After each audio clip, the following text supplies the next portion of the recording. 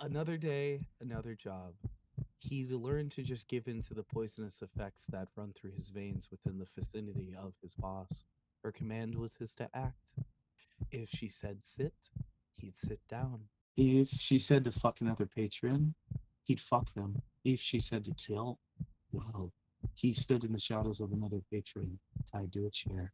Please, miss. What do you want? I have money. You want money, right? The victim, a tiny businessman in his 40s, pleaded, hope rapidly flickering out like a dying candle. The room was dark, damp, with a circular light shining over the victim. A woman walked out of the shadow, approaching him.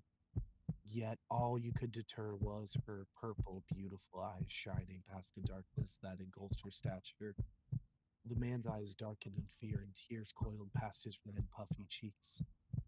I can share half of my company share with you.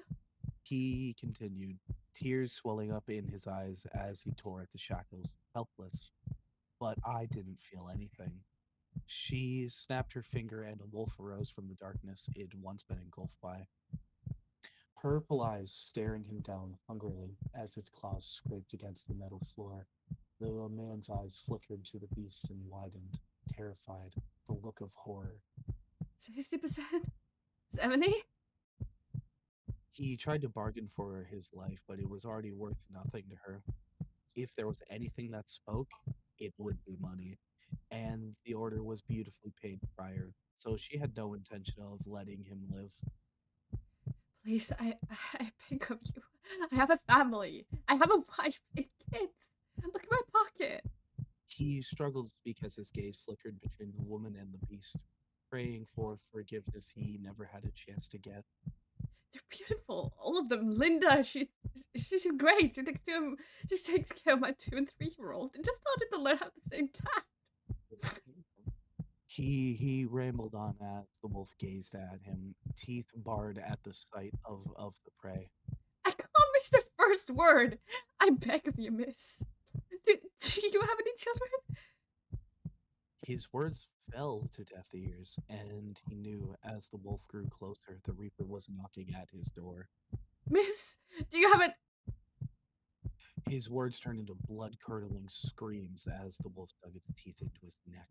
She watched the scene with a proud smile as the wolf shook the screaming man, tearing off his skin, which spilled blood onto the concrete floor. Good boy. It wasn't hungry. It wasn't angry. It did what she told it to do.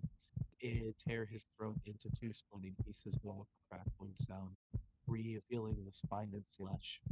The woman spun around on her heel and grinned. Crowley licked the blood off his snout and gazed at her, emotionless. Come on now, little crow. We have a family to visit, sung softly, proud of the scene and of the puppet under her every demand. He hated it down to the bone, but her request was his demand. He had no right to go against her. It hadn't worked once. It'd never work. Just the thoughts in a flash passed his mind, and he grimaced as the sound of her hand hitting his face echoed.